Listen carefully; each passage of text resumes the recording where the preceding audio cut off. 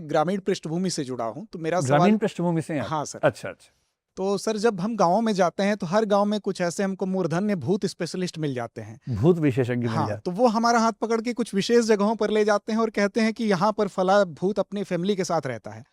तो केवल फैमिली के भारत के साथ? गांव, हाँ सर, केवल भारत के वाह। गांव में ही नहीं बल्कि विश्व के लगभग हर कोने में कुछ कुछ ऐसे लोग हैं जो भूतों में यकीन रखते हैं। तो सर, सवाल मेरा ये है कि क्या जो विज्ञान है उसने ये साबित कर दिया है कि भूतों का अस्तित्व नहीं है, या फिर थोड़ी बहुत उनकी संभावना बची है? क्योंकि कुछ एक लोग ऐसे भी हैं सर कि वो कहते हैं कि हमसे तो उसकी उठापटक हुई थी, कुछ कहते हैं हमसे उसने बीड़ी मांग ली थी। तो ऐसे भी हैं, तो एक द्वंद ये भी है सर। बीड़ी मांग ली थी भूत ने? हाँ सर। तो गांव का भूत होगा और गरीब वर्ग का भूत रहा होगा। तो जीएसटी कम लगता ना बीड़ी पे सिगरेट की तुलना में। देखिए, ईश्वर के बारे में जो आर्गुमेंट है भूत पे वो लागू नहीं होगा। भूत अंधविश्वास है, ये लगभग साबित किया जा सकता है। लगभग साबित किया जा सकता है। लगभग क्या, पूरा ही साबित हो सकता है मेरे ख्याल से। मेरे तो आज तक सामना हुआ नहीं भूत से, कोई ऐसा एक्सपीरियंस मेरा तो है नहीं। पर मैं ऐसे कुछ लोगों को जानता हूं जिनका सीधा एक्सपीरियंस हुआ है। एक का झगड़ा भी हुआ था भूत से, एक की टक्कर हो गई थी भूत के साथ। बीड़ी तो नहीं मांगी किसी ने, लेकिन हाँ, कुछ कुछ ऐसी बातें उनकी हुई हैं भूत के साथ। हम भी हॉस्टल में ऐसी कहानियां कईयों को सुनाते थे कि हमने भूत देखा है ताकि डर जाएं वो लोग, पर हमारा एक्सपीरियंस ऐसा रहा नहीं कभी। भूत वाली बात क्यों इररेशनल, इलॉजिकल है एज पर माई अंडरस्टैंडिंग, मैं दो बातें आपको समझाता हूं। एक हम एम्पेरिकल एविडेंस लेंगे और एक लॉजिक से बात करेंगे। पहले लॉजिक से बात करते हैं। दुनिया में जो भी कहता है भूत है, उससे पूछो कि भूत क्या है, तो वो कहेगा कि एक व्यक्ति मर गया था, उसकी आत्मा असंतुष्ट थी, किसी वजह से परेशान थी, वो आत्मा भटक रही है, ये कहते हैं सब लोग। आप किसी मुस्लिम से पूछेंगे वो रूह बोल देगा, आत्मा ही रूह वहाँ पर हो जाती है। इंग्लैंड में पूछेंगे तो सोल बोल देंगे। है बात वही, सब लोग आत्मा ही भटका रहे हैं कि जो आत्मा, मतलब शरीर मर गया है पर आत्मा किसी वजह से यहाँ छूट गई है, वो भूत है। तो अगर आप उन धर्मों के हिसाब से या हमारे धर्म के हिसाब से बात करेंगे तो आपको आत्मा का कंसेप्ट समझना पड़ेगा। आत्मा क्या है? आत्मा एक कॉन्शियस एलिमेंट है। इसकी व्याख्या भी अलग अलग होती है, हम उस पर भी नहीं जा रहे हैं, लेकिन मोटे तौर पर सब मानते हैं कि आत्मा एक कॉन्शियस यानी कि चेतन वस्तु है। चेतन का मतलब क्या होता है? जैसे कुछ लोग कहते हैं कि आत्मा एक एनर्जी है। नहीं, एनर्जी नहीं है। एनर्जी जब भी बनेगी वो फिजिकल चीज से ही बनेगी, चाहे मैकेनिकल हो, चाहे केमिकल हो, चाहे सोलर हो। कोई भी एनर्जी होगी वो किसी फिजिकल चीज के ट्रांसफॉर्मेशन से या मास के ट्रांसफॉर्मेशन से ही बनेगी, उसके बिना नहीं बन सकती है। कुछ कहेंगे आत्मा हवा जैसी, नहीं, हवा जैसी नहीं है। हवा हमें फील होती है, हवा चलती है, हमें टच होती है। जो चीज पांचों इंद्रियों में से किसी भी इंद्रिय से जानी जा सकती है वो फिजिकल है, वो मैटर है। तो हवा मैटर है। कुछ कहते हैं जैसे करंट है वैसे आत्मा, नहीं, वैसा नहीं है। करंट क्या है? इलेक्ट्रॉन्स का फ्लो है। इलेक्ट्रॉन भौतिक वस्तु है। आत्मा ना करंट है, आत्मा ना हवा है, आत्मा ना एनर्जी है। पहले इन झूठों से बाहर निकल जाइए। आत्मा कॉन्शियस है। कॉन्शियस का मतलब समझना आसान भाषा में तो विचार, भावना, फीलिंग, अनुभूति, मनःस्थिति, ये होता है। आप मुझे ये बताएं, आप जा रहे थे, करंट लग गया, ये तो हो सकता है। आप जा रहे थे, हवा लग गई, ये भी हो सकता है।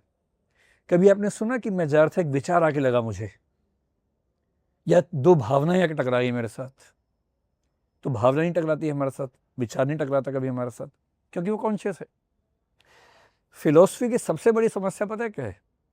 कि शरीर मटेरियल है, चेतना कॉन्शियस है, और दोनों कनेक्टेड हैं आपस में। ये वेस्टर्न फिलॉसफी में कम से कम 200-300 साल तक सबसे बड़ी प्रॉब्लम रही कि भौतिक शरीर और चेतना या आत्मा, इनमें कनेक्शन होता कैसे है। और वैज्ञानिक सोच सोच के मर गए, आज तक इसका फाइनल आंसर कोई नहीं दे पाया है, सिवाय इसके कि चेतना कोई अलग चीज है ही नहीं, वो ब्रेन का ही एक रिजल्ट है, जो आजकल हम न्यूरोसाइंस में मानते हैं। इसलिए अगर कोई ये कहे कि मेरा भूत से टक्कर हो गई, ये हो सकता है कि उसको सच में ऐसा लग रहा हो, वो झूठ नहीं बोल रहा। या तो वो झूठ बोल रहा है या वो गलत फहमी का शिकार है। कुछ लोग झूठ बोलते हैं आपको प्रभावित करने के लिए, जो भूत विशेषज्ञ आप बता रहे हैं वो झूठ बोलने वाले लोग हैं मेरे ख्याल से, क्योंकि उनकी रोजी रोटी इसी पे चल रही है। वो 4 भूती कहानियाँ सुनाएंगे, आप उनसे कहेंगे भूत से मुक्त करवा दो, फिर वो कुछ करेंगे, आपका प्रयास करेंगे, तो उसके बदले उनकी आमदनी हो जाएगी, वो एक अलग पक्ष है। इसका मतलब ये नहीं है कि जो कह रहे हैं कि मेरे ऊपर भूत सवार हो गया वो झूठ बोल रहे हैं, ऐसा नहीं है। ऐसा क्यों होता है? एक कॉन्शियसनेस तो हमने समझ लिया। मनोविज्ञान में न्यूरोसाइंस की शुरुआत हम मोटे तौर पर मानते हैं कि 100 साल पहले हुई थी। देखो खेल क्या है, फिजिकल स्टडीज तो बहुत पहले से होनी शुरू हो गई थी, 17वीं सेंचुरी के आसपास से पश्चिम में, और मेरे ख्याल से अभी 20वीं सदी में भारत में, और पहले जो सुश्रुत चरक का समय था तब की बात अलग है। ह्यूमन बॉडी को समझने का तरीका क्या सबसे अच्छा है? खोल के देखो उसके अंदर क्या क्या है। खोलेंगे तो मुर्दा आदमी को, सीधी सी बात है। तो मेडिकल साइंस में ये विचार हुआ कि जो लोग मर जाते हैं हम उनको ओपन करके डाइसेक्ट करके समझ सके कि हमारी बॉडी कैसे काम करती है। तो यहां से मेडिकल साइंस की शुरुआत हुई। ये पश्चिम में 17वीं सेंचुरी के आसपास से, डेकार्ट के बाद से आमतौर पर मानते हैं कि शुरू हुआ। उनको धीरे धीरे समझ में आने लगा कि इतने सारे मतलब वायरिंग हमारे शरीर के अंदर है, ये हार्ट है, समझ में आया कि जो हार्ट है उसका काम ब्लड की सप्लाई करना है, ना कि इमोशन की सप्लाई करना है, क्योंकि दिल से इमोशंस की सप्लाई नहीं होती है, वो कविताओं में होती है, बॉडी में नहीं होती है। लीवर समझ में आया, लंग समझ में आए, किडनी समझ में आई उनको, धीरे धीरे ह्यूमन बॉडी समझ में आने शुरू हो गई। जो मन के अंदर चलता है, विचार, भावना, अनुभूति, ये सब कैसे होता है किसी को समझ में नहीं आ रहा, सब तुक्का लगा रहे हैं। 1850s के आसपास पहली बार दुनिया में, जर्मनी में एक विश्वविद्यालय में साइकोलॉजी डिपार्टमेंट शुरू हुआ। उसके पहले साइकोलॉजी फिलॉसफी का हिस्सा था। फिलॉसफी का वो हिस्सा जो आत्मा के बारे में बात करता था उसका नाम था साइकोलॉजी। 1850 के आसपास पहली बार साइकोलॉजी डिपार्टमेंट शुरू हुआ, जिसने कहा कि हम स्टडी करेंगे, साइंटिफिक स्टडी करेंगे। पर साइंटिफिक स्टडी कहाँ करें, यही नहीं पता कि इमोशंस कहाँ से आ रहे हैं, दिल से आ रहे हैं, कहाँ से आ रहे हैं। कितनी सदियां बीत गई, लोग बाएं सीने पे हाथ रख के बोलते हैं कि तुम मेरे लिए, तुम ही हो, तुम मेरे लिए, जबकि वो आ यहाँ से रहा होता है। राइट ब्रेन से इमोशंस आ रहे हैं, उसी समय दिल धड़क रहा है जोर जोर से, क्योंकि ब्लड की सप्लाई बढ़ गई, और आपको लग रहा है इमोशन यहाँ से आ रहा है, जबकि यहाँ से नहीं आ रहा इमोशन। 1920 के आसपास, मेरे ख्याल से 1924 में पहली बार एक मशीन बनी जिसको बोलते हैं EEG, इलेक्ट्रोइंसेफेलोग्राफ, जो उससे होता है इलेक्ट्रोइंसेफेलोग्राफी बोलते हैं उसको। उसने क्या किया कि दिमाग के बहुत सारे, सिर के बहुत सारे हिस्सों पे इलेक्ट्रोड्स लगाए, और ये स्टडी हो गया कि जब दिमाग के अंदर कुछ भी होता है, कुछ भी इमोशन आए, थॉट आए, कुछ भी आए, तो हल्का सा करंट फ्लो होता है, बहुत हल्का सा, इतना नहीं कि हाथ लगाएंगे तो कोई मर जाएगा, हल्का सा करंट फ्लो होता है। जैसे ये समझ में आ गया, उनको लगा करंट को स्टडी कर लेते हैं, तो EEG से ये स्टडी करना शुरू किया कि जब कोई व्यक्ति गुस्से में है तो दिमाग के कौन से हिस्से में करंट ज़्यादा फ्लो हो रहा है, जब कोई मोहब्बत में है तब कहाँ फ्लो हो रहा है, जब कोई थॉटफुल है तब कहाँ फ्लो हो रहा है, ये सब करना शुरू कर दिया। आगे चल के MRI, आपको पता है, मैग्नेटिक रेजोनेंस इमेजिंग बोलते हैं, उसमें एक और नेक्स्ट लेवल है फंक्शनल MRI, वो आया, दिमाग को स्टडी करता है। वो क्या स्टडी करता है कि किस समय दिमाग के कौन से हिस्से में ऑक्सीजन और ब्लड की सप्लाई ज़्यादा है, क्योंकि जहाँ एक्टिव होगा वहाँ ब्लड की सप्लाई बढ़ेगी, ऑक्सीजन चाहिए वहाँ पर ज़्यादा, और बहुत एग्जैक्ट इमेज बनती है उससे। अब EEG प्लस फंक्शनल MRI से ये स्टडी होना शुरू हुआ कि जब कोई कहता है कि मेरे ऊपर भूत चढ़ गया, तब उसके दिमाग में क्या चल रहा है। ये तो क्लियर हो गया कि सारी भावनाएं, सारी थॉट, सब कुछ दिमाग से ही आता है, दिल से नहीं आता है, ना हाथ पैर से आता है, सब कुछ यहाँ से आता है। ये भी समझ में आ गया कुछ मुर्दा लोगों का सिर फाड़ के कि दिमाग के 2 हिस्से होते हैं, लेफ्ट हेमिस्फीयर है, राइट हेमिस्फीयर है। उसको भी काट के देखा तो अंदर बहुत सारे हिस्से दिखे, ये भी क्लियर हो गया कि दिमाग के कई हिस्से हैं।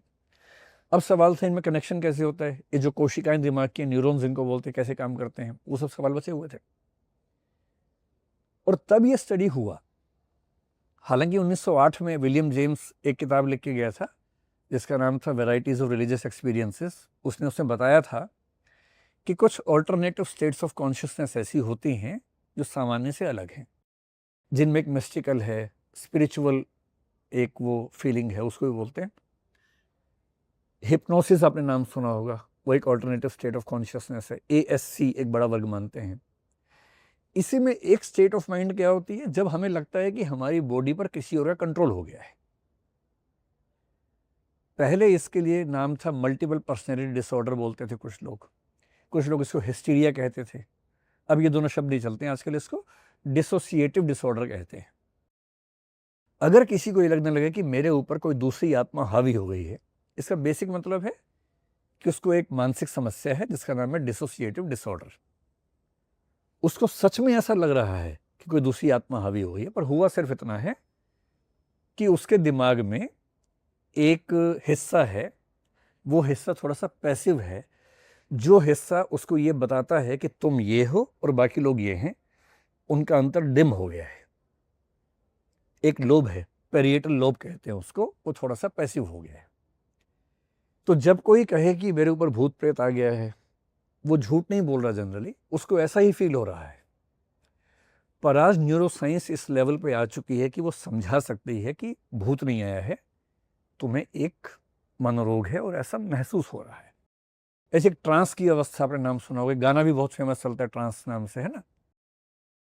जब आप कीर्तन में बैठेंगे, भजन चल रहे हैं, जोर जोर से मंत्रोच्चार चल रहा है, अब फ्लो में चले जाते हैं, फ्लो स्टेट बोलते हैं। जैसे ही आप वहाँ जाएंगे, आप एक खास किस्म का सुकून महसूस करेंगे, वो भी एक ASC है। ट्रांस का मतलब है कि अब क्रिटिकल थिंकिंग आप नहीं कर रहे, इस समय आप फ्लो में हैं, जॉय में हैं, और इस समय यदि कोई आपको कोई सजेशन देगा, आप तुरंत मान लेंगे उस बात को, और वो भी सबकॉन्शियस लेवल पे मान लेंगे। इसी को लोग हिप्नोसिस कहते हैं। गंदे लोग इसको हिप्नोटिज्म की तरह से यूज़ करते हैं, अच्छे लोग इसको हिप्नोथेरेपी की तरह से चिकित्सा विज्ञान में यूज़ करते हैं। तो पूरी बात का सार ये है कि भूत प्रेत, जादू टोना, ये सब चीज़ें एक्सटर्नली एग्जिस्ट नहीं करती हैं। कोई भूत बाहर घूम नहीं रहा है, ठीक, जो चढ़ जाएगा आपके ऊपर, पर आपको लग सकता है। और इसको समझने का सिंपल एग्जाम्पल है, भूत प्रेत महानगरों में नहीं के बराबर दिखते हैं, शहरों में कम दिखते हैं, गांवों में ज़्यादा होते हैं। भूत प्रेत उसी को चढ़ेगा जिसको बचपन से भरोसा है कि भूत प्रेत होता है। जिसको भूत प्रेत का भरोसा बिल्कुल नहीं है, उस पर नहीं चढ़ेगा, जब तक आप बार बार उसको परेशान करने के लिए भूत की कहानियां न सुनाएं। तो क्योंकि मुझे पहले से विश्वास है और कुछ हुआ और मैंने तुरंत इमेजिन कर लिया कि भूत ही मेरे ऊपर आ गया है, ये एक तरीका है, एक प्लेसिबो शब्द है, आगे डिस्कशन में कभी ज़रूरत पड़ेगी तो मैं आपको समझाऊंगा। तो जो लोग उसका इलाज कर रहे हैं, इलाज की बात बाद में करेंगे, मोटी मोटी बात यह है कि भूत प्रेत का ऑथेंटिक एग्जिस्टेंस आज तक साबित नहीं हुआ है, और मेरे ख्याल से कभी होगा भी नहीं, क्योंकि मनोविज्ञान, न्यूरोसाइंस लगभग साबित कर चुका है कि जब जब किसी को भूत प्रेत होता है, उसके दिमाग के कुछ हिस्से पैसिव हो जाते हैं, कुछ हिस्से एक्टिव हो जाते हैं, इतना ही मामला है। और जैसे वो ठीक होता है, व्यक्ति ठीक हो जाता है।